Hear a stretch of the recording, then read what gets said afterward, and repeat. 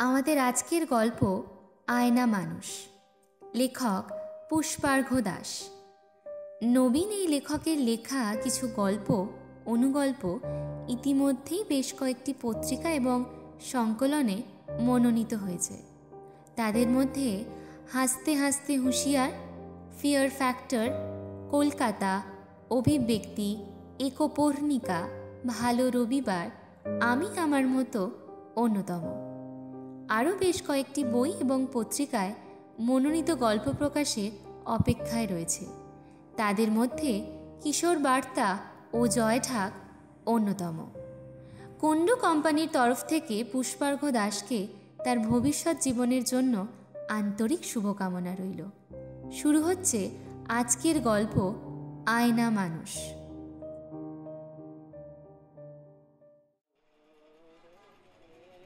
রবিবারের সকাল, বাজার টাজার করে এনে সোফায় বসে নিউজ পেপারে চোখ বোলাতে বোলাতে চা খাচ্ছি। অফিস নেই, তাড়াহুড়ো নেই, রয়ে শোয়ে আয়েশ করে চুমুক দিচ্ছি চায়। এমন সময় ফোনটা এলো, অজানা নম্বর। হ্যালো হ্যালো, আপনি কি বিশান সেন বলছেন? হ্যাঁ বলুন। আসলে আপনি আমাকে ঠিক চিনবেন না। আমি অপর্ণা দেবীর উকিল কথা বলছি, অর্ধেন্দু সরকার। অপর্ণা দেবী? অপর্ণা দেবী? স্মৃতির তরঙ্গ হাতড়েও কিছু খুঁজে পেলাম না। অপর্ণা দেবী কে বলুন তো? আসলে বয়স হচ্ছে তো ঠিক মনে পড়ছে না। আপনার ফুলমাসিকে মনে আছে? ফুলমাসির নামটা শুনেই স্মৃতির জানালায় খোলা হাওয়া ঢুকতে লাগলো হু হু করে। ছোটবেলায় মামাবাড়ি যেতাম যখন, তখন আসতো মাঝে মাঝে। মায়ের জেঠুর মেয়ে, বিয়ে হয়েছিল মামাবাড়ির 2-3টে গ্রাম পরে। দাদুর সঙ্গে খুব ভালো সম্পর্ক ছিল। মাসির নিজের কোনো ছেলে মেয়ে ছিল না, আমাকে ভালোবাসত খুব। মাকে বলতো, এই শোন না, তোর তো 2টো ছেলে আছে, এই ছোটটাকে আমায় দিয়ে দে না। মাও হেসে বলতো, হ্যাঁ হ্যাঁ নিয়ে যাও না, যা দুষ্টু 2 দিনেই ফেরত দিয়ে যাবে। ফুলমাসি অবশ্য আমার সব বদমাশের সামনে ঢাল হয়ে দাঁড়াতো। বাচ্চারা দুষ্টুমি করবে না তো কি তুই আমি করব? একটু দৌড়ঝাঁপ না করলে, এটা সেটা না ভাঙলে বাড়িতে বাচ্চা আছে বলে মনেই হয় না। আচ্ছা আচ্ছা, যাও না নিয়ে বাড়িতে, তারপর দেখবো কতদিন ভালোবাসা থাকে ওই ধানি লঙ্কার প্রতি। মার ফুলমাসির মধ্যে এরকম নিত্য নৈমিত্তিক মজার খোঁচা লেগেই থাকত। তারপর কি একটা নিয়ে যেন দাদুর সঙ্গে ঝামেলা হয়ে গেল। সেই থেকে একেবারে মুখ দেখা দেখি বন্ধ। আর কোনো দিন আসেনি মামাবাড়ি।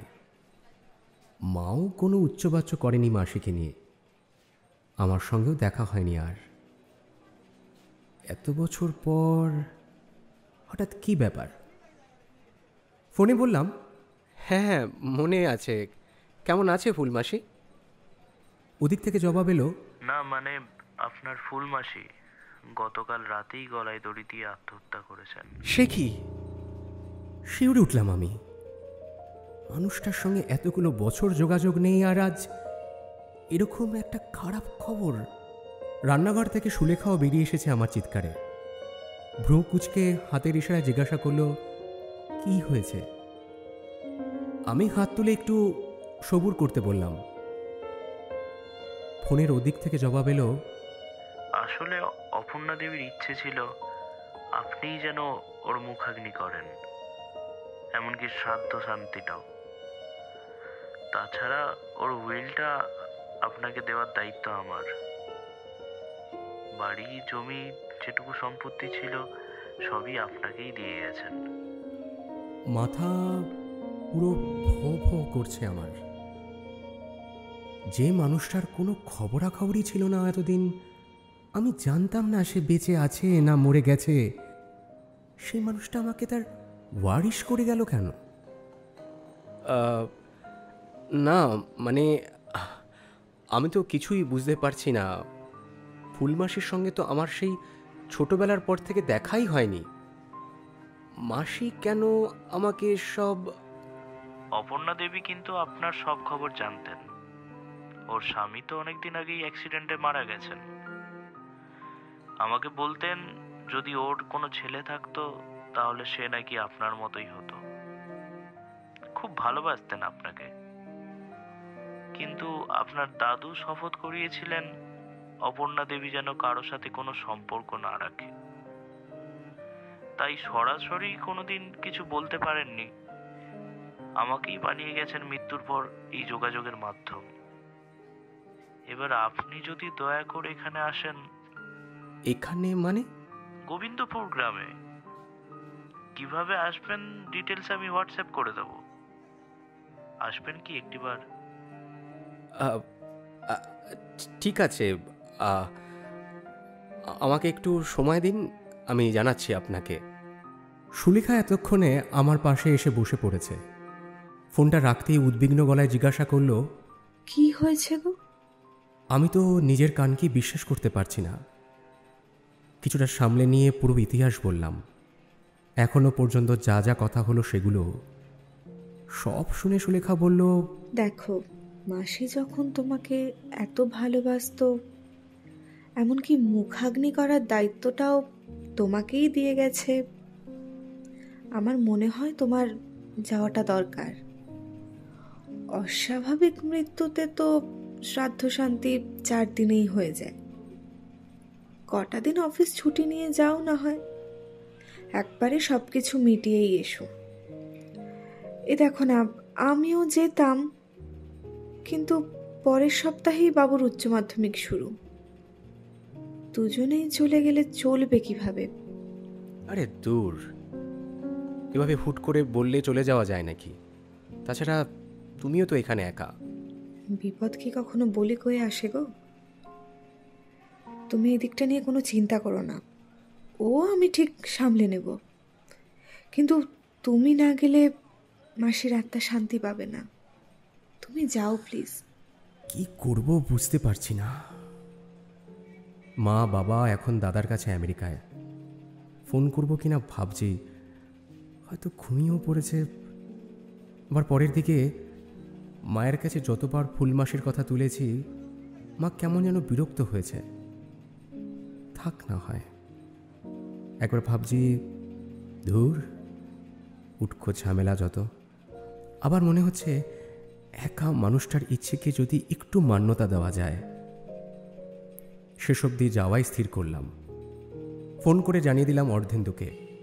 অর্ধেন্দুও আমায় সব ডিটেলস পাঠিয়ে দিলেন। 4-5 দিনের জামা কাপড় গুছিয়ে রওনা দিলাম গোবিন্দপুর।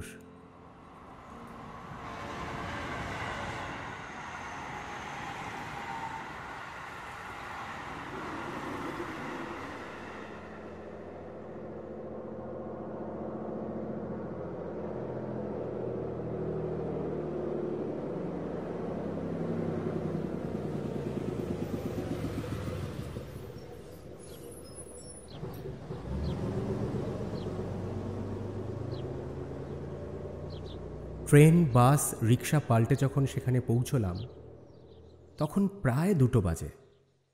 রাস্তাতেই একটা হোটেলে ভাত খেয়ে নিয়েছি। বাস থেকে নেমে অর্ধেন্দুকে ফোন করে জানিয়ে দিয়েছিলাম মাসিকে যেন শ্মশানে নিয়ে চলে যান। আমি লোকজনকে জিজ্ঞাসা করে ঠিক পৌঁছে যাব। সেই মতো বাস থেকে নেমে আমি সরাসরি চলে এসেছি শ্মশানে। দেখলাম চিতায় শোয়ানো আছে মাসিকে। মায়ের চেয়ে বছর 10-এর বড়, বেশ বুড়ি হয়ে গিয়েছিল। সাদা সনের মতো পাতলা চুল, মুখে অজস্র বলিরেখা, চোখ ও গাল বসে গিয়েছে, খসখসে কোচকানো চামড়া। ধূলি ধূসরিত স্মৃতিতে শেষ যে ছবিটা ছিল তার সাথে কিছুতেই মেলাতে পারলাম না। একটা কালো রোগা সরু গোফাওয়ালা লোক এগিয়ে এলো আমার দিকে। বলল, বিশানবাবু তো? হ্যাঁ, আপনি নিশ্চয়ই অর্ধেন্দু। হ্যাঁ, চলুন মুখাগ্নির প্রক্রিয়া শুরু করা যাক। একটা জিনিস লক্ষ্য করে একটু অবাকই হলাম যে এমনিতে গ্রামের পাড়াপড়শিরা খুব হেল্পফুল হয়, কিন্তু এখানে গ্রামবাসীদের মধ্যে কেউই চিতার আশেপাশে নেই, একমাত্র অর্ধেন্দু আর একজন ডোম ছাড়া। ফুলমাসির নশ্বর দেহটা যখন পুড়ে ছাই হয়ে গেল, তখন সূর্য প্রায় ডোবে ডোবে। অর্ধেন্দু অনেক গল্প বললেন মাসির। সেসব গল্প বিশ্বাস আর অবিশ্বাসের মাঝের জালে আটকা পড়ল। মেশো মারা যাওয়ার দিন অ্যাক্সিডেন্টের খবর আসার আগে থেকেই মাসি নাকি কালী মন্দিরে ধর্ণা দিয়ে বসেছিল। তখন মোবাইলে এত রমরমা হয়নি। কাঁদতে কাঁদতে পুরুতমশাইকে অনুরোধ করেছিল বারবার, যেভাবে হোক মেশোর অ্যাক্সিডেন্টটা যেন আটকায়।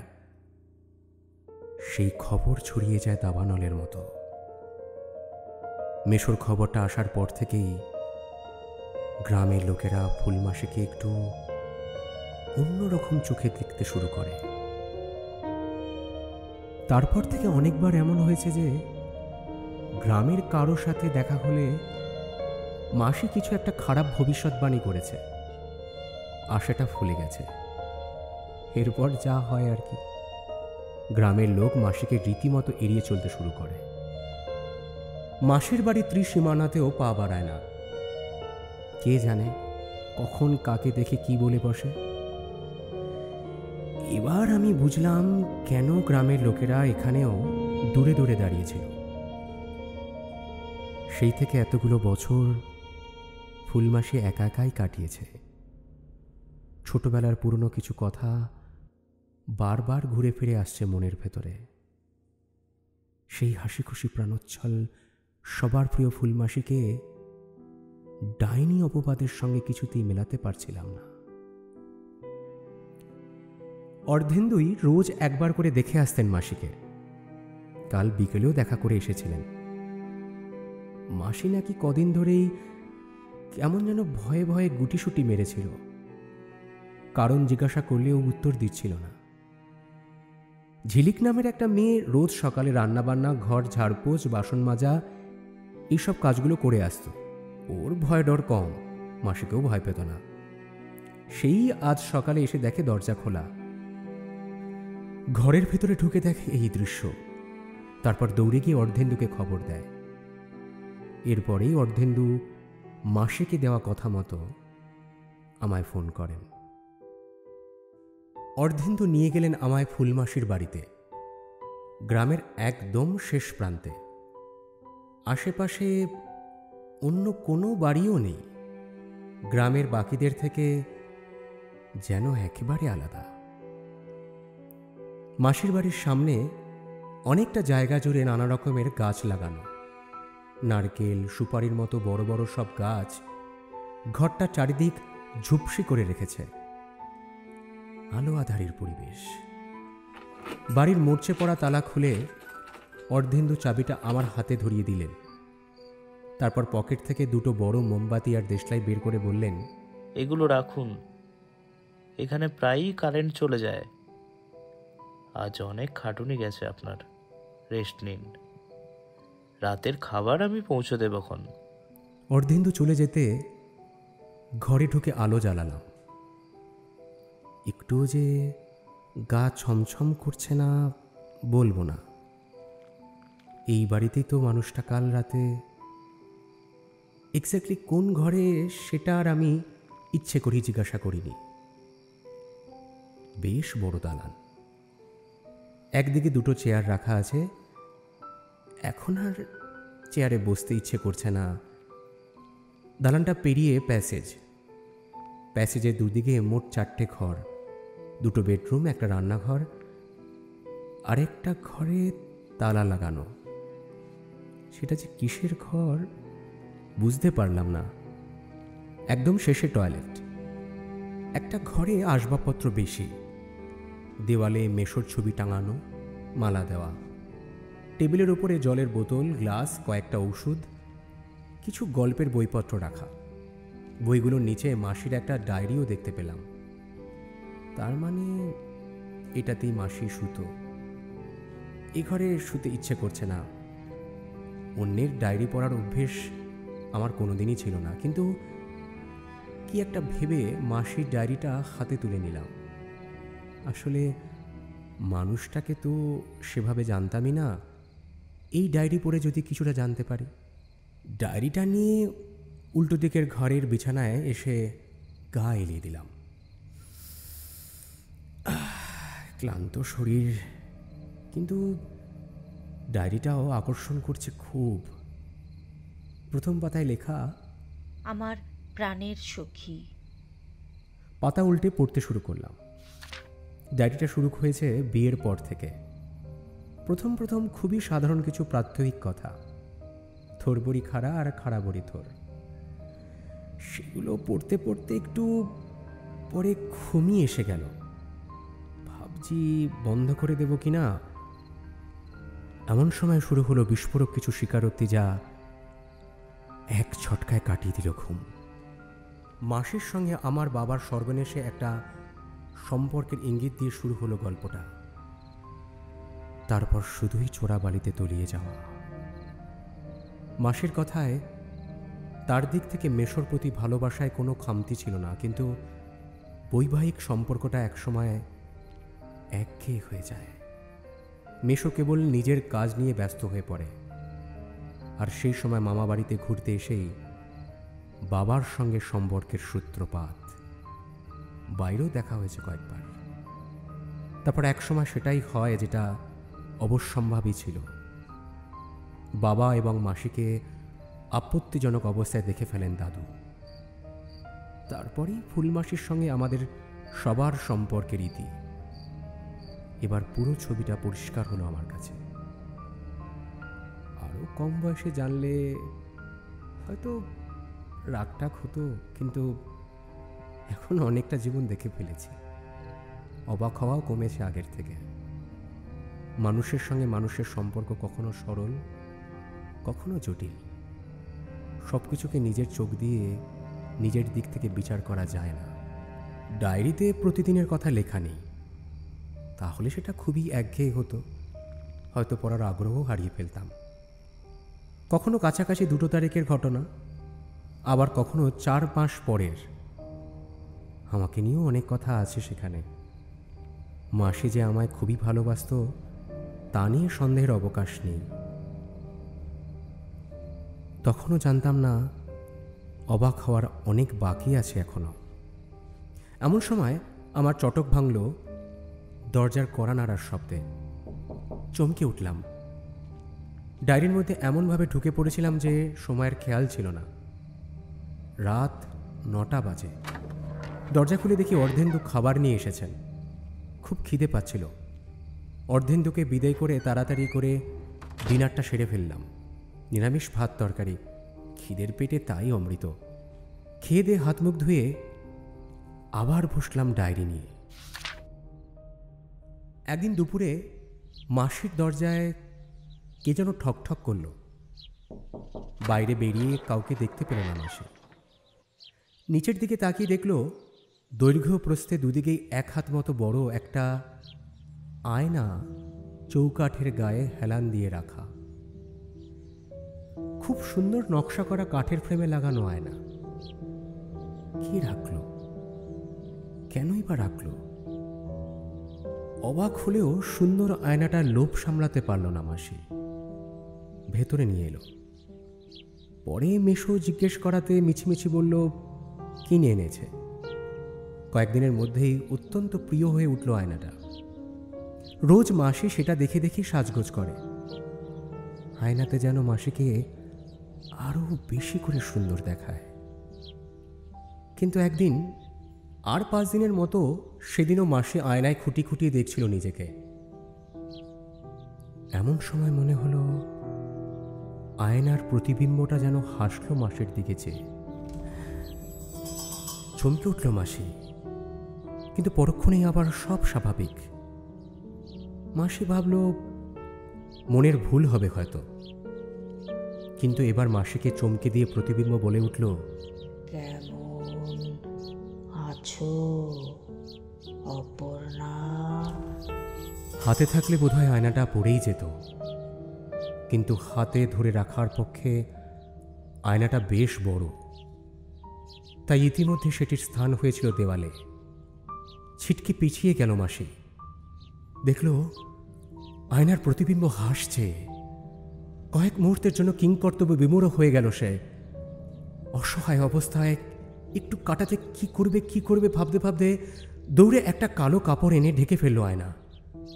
তারপর সেটাকে রান্নাঘরের উল্টো দিকের ঘরটায় অন্যান্য জিনিসপত্রের পেছনে রেখে দিল এক কোণে। দরজা বন্ধ করে বাইরে বেরিয়ে এলো মাসি।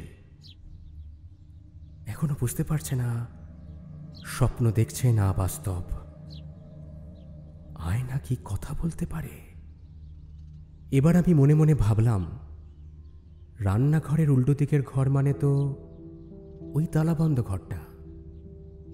তাহলে কি এখনো সেই আয়না ওখানেই রাখা? গা ছমছম করে উঠল আমার। তবুও এরপর কি হয়েছিল জানার আগ্রহ তীব্র হচ্ছে। আবার ডায়েরির পাতায় চোখ রাখলাম। আয়নাটাকে মাসি দূরে সরিয়ে রাখতে চাইলেও কি যেন এক অমোঘ আকর্ষণে কয়েকদিন ছাড়াই ছুটে যেত সে আয়নার কাছে। কালো কাপড় সরিয়ে নিজেকে দেখত, দেখা হয়ে গেলে আবার দিত ঢেকে। সেদিনের পর থেকে অবশ্য অস্বাভাবিক কিছু দেখতে পাইনি। ভয়টা আস্তে আস্তে কাটছিল, স্বাভাবিক হচ্ছিল সবকিছু। মাসি ভাবছে আবার ওটাকে বাইরে টাঙিয়ে দেবে কিনা, কিন্তু ঠিক তখনই একদিন মেশো অফিসে বেরিয়ে যাবার পর আয়নার ওপর থেকে কাপড়টা তোলা মাত্রই প্রতিবিম্ব বলে উঠল, ভয়ঙ্কর বিপদ অপেক্ষা করে রয়েছে আজ। অফিসে যাওয়ার পথেই একটা দুর্ঘটনা দেখতে পাচ্ছি। নবীন আর ফিরবে না কিন্তু। নবীন অর্থাৎ মেশো একটা কালো ভয়ে ফুলমাসিকে চেপে ধরল সারাশির মতো। ভয় পেয়ে সঙ্গে সঙ্গে আয়নাটাকে কাপড় চাপা দিয়ে দিল আবার। কিন্তু এবার কি হবে? আয়নার কথা যদি সত্যি হয়, মানুষটা বেরিয়ে গেছে অনেকক্ষণ, আটকাবে কিভাবে? অস্থির হয়ে এদিক ওদিক ছোটাছুটি শুরু করলো মাসি। শেষ পর্যন্ত কোনো উপায় না দেখে হত্যে দিয়ে পড়ল মন্দিরে। তারপরে গল্পটা আমি আগেই শুনেছি। মেশোর মৃত্যুর পরেও ফুলমাসি আয়নার নেশা ছাড়তে পারেনি। প্রায়ই মুখোমুখি হতো আয়নার। একাকিত্বের সঙ্গী হিসেবে সেটা মাসির জীবনে অনেকটা জায়গা অধিকার করে নিল। আয়নাও মাসির পরিচিত গ্রামের লোকেদের বা তাদের পরিবারের যেদিন যেদিন বিপদ থাকত জানাতো মাসিকে। মাসি সেই কথাগুলো অন্যদের জানিয়ে সাহায্য করতে চাইল, কিন্তু দুর্ঘটনা ঠিকই ঘটত, আটকানো যেত না। এরপর থেকেই গ্রামের লোকেরা মাসিকে ভয় পেয়ে এড়িয়ে চলতে শুরু করে। ফুলমাসি যখন বুঝতে পারল এই আয়না আসার পর থেকে তার জীবনে শুধু খারাপ ঘটনাই ঘটে চলেছে, তখন প্রচণ্ড রাগ হলো তার। প্রথমেই ভেঙে দিতে চাইল সেটাকে, বিভিন্ন রকমভাবে চেষ্টা করেও আয়নাকে কিছুতেই ভাঙা গেল না। উঁচু থেকে জোরে ছুঁড়ে ফেলে, হাতুড়ি দিয়ে মেরে সব কিছুই বিফলে গেল। আয়নাকে ভাঙা সম্ভব নয় জেনে এবার মাসি সেটার থেকে দূরে থাকতে শুরু করল। তালা বন্ধ করে দিল ঘরটা, কিন্তু চাইলেই থাকতে দিচ্ছে কে? শয়নে স্বপনে প্রায়ই হাতছানি দিয়ে ডাকে আয়না। অনেক কষ্ট করে মাসি নিজেকে আটকে রাখল। শুরু হলো এক দারুণ অসম যুদ্ধ। মাসির শরীর ভেঙে যায়, খুব কম সময়ে অনেক বেশি বুড়িয়ে যায়। একা নিজের মনে ভিড় করে প্রায় ডিপ্রেশনে চলে যায় মাসি। এভাবে চলতে চলতে ডায়েরির একেবারে শেষ পাতায় লেখা, আয়নার আকর্ষণ আমার পক্ষে আর উপেক্ষা করে থাকা সম্ভব হচ্ছে না। শরীরের মধ্যে দারুণ অস্বস্তি, মনের মধ্যে তীব্র ভয় চেপে বসেছে কদিন ধরে। কাউকে বলতে পারছি না, কাউকে না। অর্ধেন্দু ছেলেটা খুবই ভালো, ওকে বুঝিয়ে দিয়েছি সব। আমার কিছু হয়ে গেলে বিশানকে খবর দেবে। সে আসবে কিনা জানি না, তবু ওটাই আমার শেষ ইচ্ছে। এবার কোথায় যাওয়ার সময় হয়ে এলো। কিছুতেই সহ্য করতে পারছি না আর। আয়নার কাছে গেলেই না জানি আবার কি দুঃসংবাদ দেবে। অন্য কারো দুর্ঘটনার কথা শুনতেও আজকাল কষ্ট হয় খুব। না, দারুণ ক্লান্ত লাগছে। শান্তি চাই, শান্তি। তার জন্য যদি ওপারে যেতে হয় তাই সই। ডায়েরির পড়া শেষ হওয়ার সঙ্গে সঙ্গে কারেন্ট চলে গেল। নিশ্চিত্র অন্ধকার। থ মেরে বসে রয়েছি আমি। এ কি অভিশপ্ত এক আখ্যান। চারিদিক নিকষ কালো। হৃদস্পন্দন বেড়ে গেছে। ডায়েরির মোহটা ছিন্ন হতেই একটা আলোর জন্য হাঁকপাক করে উঠল ভেতরটা। পাশেই রেখেছিলাম অর্ধেন্দু দেওয়া মোমবাতি আর দেশলাই। মোমবাতিটা জেলে জানলার গায়ে দাঁড় করালাম। এখন মনে হচ্ছে আজকের দিনটাই খারাপ। কেন যে এসেছি মরতে। পাশের ঘরেই আয়না, যদিও ঘর তালাবন্ধ রয়েছে, আর সবচেয়ে স্বস্তির কথা, তার চাবিটা কোথায় আমি সেটা জানি না।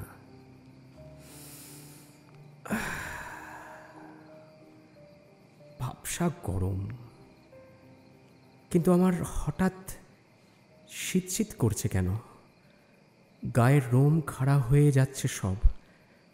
কেউ যেন অশনির সংকেত পাঠাচ্ছে মাথার ভেতরে। সত্যি কি তাহলে টেলিপ্যাথি আছে? না হলে মাথার মধ্যে এরকম দুর্বোধ্য কিছু শব্দ শুনতে পাচ্ছি কিভাবে? উফ, দু হাতে চেপে ধরলাম মাথা। কিছুতেই বন্ধ হচ্ছে না আওয়াজ। গুমট করেছিল এতক্ষণ, এবার বাইরে ঝড় উঠেছে। হাওয়ার তীব্রতা বাড়ছে ক্রমশ। মাথার ভেতরের আওয়াজ আর বাইরের ঝড়ের আওয়াজ আলাদা করতে পারছি না। দুর্যোগের ঘনঘটা নেমে আসছে গোবিন্দপুরে, বিশেষ করে এই বাড়ির ওপর। উথাল পাতাল হচ্ছে আশেপাশের বড় বড় গাছগুলো। হঠাৎ মাথার ভেতরে পরিষ্কার বয়স্ক মহিলার স্বরে কেউ যেন বলে উঠল, চাবিটা রাখা আছে ঘরের দরজার বাইরে, পাপোশের তলায়। সর্বনাশ! এবার তো আমি জানি কোথায় রাখা আছে চাবি। মোমবাতি হাতে করে নেমে পড়লাম খাট থেকে। যেন বশ করেছে কেউ। হিপনোটাইজের মতো চলতে শুরু করেছি। তালাবন্ধ ঘরের সামনে পাপোশটা সরাতেই মোমবাতির আলোয় চকচক করে উঠল চাবি। তালা খুলে দরজার পাল্লা দুটো ঠেলতেই একটা অদ্ভুত পুরনো ভ্যাপসা গন্ধ নাকে এসে লাগলো। বন্ধ ঘরের গন্ধ আমার জানা আছে, কিন্তু এই গন্ধের মধ্যে কেমন একটা যেন অস্বস্তিকর ব্যাপার আছে, যেটা ঠিক বলে বোঝাতে পারবো না। যেন ঘরের মধ্যে আটকে থাকা বাতাসও আমায় ভেতরে ঢুকতে বারণ করছে। কিন্তু মাথার মধ্যে ওই কণ্ঠস্বরটা শোনার পর থেকে কিছুই আমার আর আয়ত্তে নেই। চোখের মণি দুটো স্থির, যন্ত্রের মতো কাজ করে চলেছে। ঘরের মধ্যে ঢুকে এদিক ওদিক চোখ বোলালাম। একটা মোমবাতিতে কত আর আলো হয়। আবছাভাবে দেখলাম ঘরটা স্টোররুমের মতো ব্যবহার করা হয়েছে। চারিদিকে জিনিসপত্র ডাই করা, মাকড়সার জাল জড়িয়ে আছে সব জায়গায়। ঘরের ঈশান কোণে একটু বেশি জিনিস ছড়ানো। এগিয়ে গেলাম সেদিকে। মোমবাতির আলো একটু একটু করে আমার চারপাশের তমসা দূর করছে। একদম শেষ মাথায় পৌঁছে গেলাম। কালো কাপড়ে ঢাকা চোখও একটা কিছু। বুঝতে অসুবিধে হলো না, ওটাই সেই আয়না।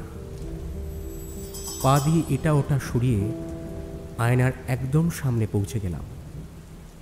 এত জোরে বুক ঢিপ ঢিপ করছে যে আমার পাশে কেউ থাকলে হয়তো সেটা শুনতেও পেত। যা হয় হবে ভেবে এক ঝটকায় কাপড় সরিয়ে ফেললাম। আরেকটু হলেই মোমবাতি পড়ে যাচ্ছিল আমার হাত থেকে, কারণ আয়নায় আমার প্রতিবিম্বর হাতে মোমবাতি নেই। চোখে মুখে একটা নিষ্ঠুর কুটিল হাসি। বিস্ময়ে আমার চোখ দুটো এতটাই বিস্ফারিত যেন চোখ খুলে বেরিয়ে আসবে। মুখ দিয়ে একটা অস্ফুট আওয়াজ বেরোলো, কে কে তুমি? অট্ট হাসিতে ফেটে পড়ল আমার প্রতিবিম্ব। তারপর কেটে কেটে বলল,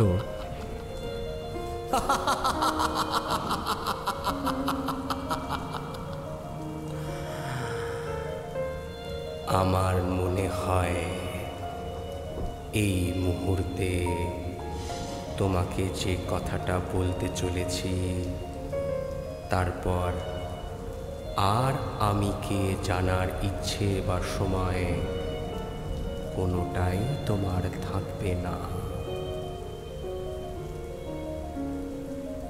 জড়িয়ে টড়িয়ে কোনো মতে বললাম, মানে কি কি কি বলতে চাইছো তুমি? এবার যেন কিছুই হয়নি এমন শান্ত স্বরে সে জবাব দিল, ডিনারের পর সুলেখা গ্যাসে দুধ গরম করতে বসিয়েছিল। একসময় সেটা উতলে উঠে গ্যাস নিভিয়ে দেয়। একটু পরে রান্নাঘরে এসে দুধ নিয়ে ব্যস্ত হয়ে পড়ার পর গ্যাস বন্ধ করার কথা সে একেবারেই ভুলে গেছে। তুমি হয়তো জানো না, তোমার ছেলে লুকিয়ে লুকিয়ে সিগারেট খাওয়া ধরেছে। মা ঘুমিয়ে পড়ার পর এই মুহূর্তে সিগারেট বের করেছে প্যাকেট থেকে, কিন্তু এখনো জানে না তার দেশলাইয়ের বাক্সে কাঠি শেষ। এবার জানবে, আর জানার পরেই সে পা বাড়াবে রান্নাঘরের দিকে। এই ভয়ঙ্কর কথাটা আর শোনার মতো অবস্থা নেই আমার। বুঝতে পারছি কি দুর্ঘটনা ঘটতে চলেছে। কথা শেষ করতে না দিয়েই ছুটে বেরিয়ে গেলাম ঘর থেকে। আয়না অরক্ষিত অবস্থায় পড়ে রইল। কালো কাপড়টা ঢাকা দেওয়ার কথা মাথায় রইল না। যে ঘরে শুয়েছিলাম মোমবাতি হাতে দৌড়ে ঢুকে গেলাম সেখানে। বিছানার ওপর পড়ে থাকা মোবাইলটা তুলে ডায়াল করলাম ছেলের নাম্বার।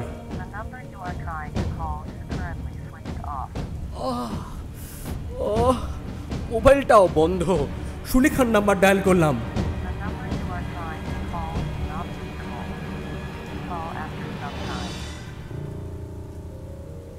ভয়ে গলা শুকিয়ে কাঠ আমার। এত রাতে এই ধেরে গোবিন্দপুর থেকে তো যেতেও পারবো না, আর গেলেও অতক্ষণ পর আর কিছু অবশিষ্ট থাকবে কি? ধপ করে বসে পড়লাম বিছানার ওপর। কিচ্ছু ভাবতে পারছি না। ঘটনার ভয়াবহতার আঁচে একটু একটু করে পড়ছি আমি। মাথাটা পুরো শূন্য। আচ্ছা, কাল যে দড়িটা দিয়ে মাসি ঝুলে পড়েছিল ও ঘরে ভালো করে খুঁজলে সেটা পাবো না এখন। বিছানা থেকে নেমে মাসির শোবার ঘরের দিকে পা বাড়ালাম।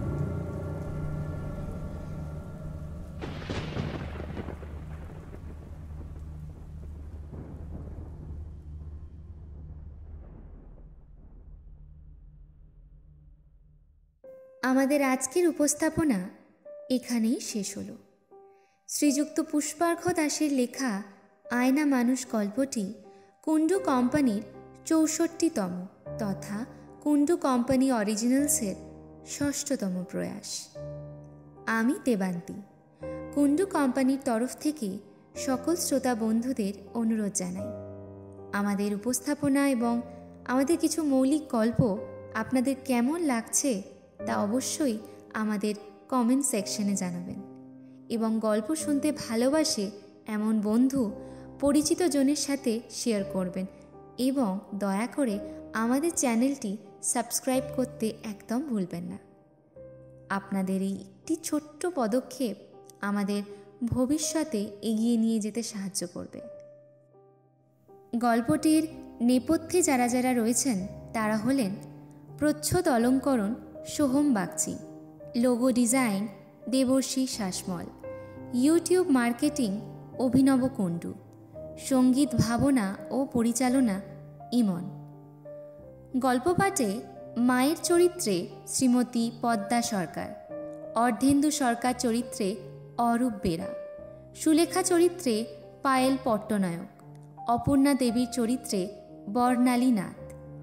পরিকল্পনা, প্রযোজনা, প্রয়োগ ও গল্পের সূত্রধার অনরণ্য কুণ্ডু। তাহলে আজকের মতো বিদায়। দেখা হচ্ছে ঠিক 15 দিন পরে মোহাম্মদ কাজী মামুনের লেখা গল্প বারবি ডলের উপস্থাপনা নিয়ে। ভালো থাকবেন, আবার দেখা হবে। নমস্কার।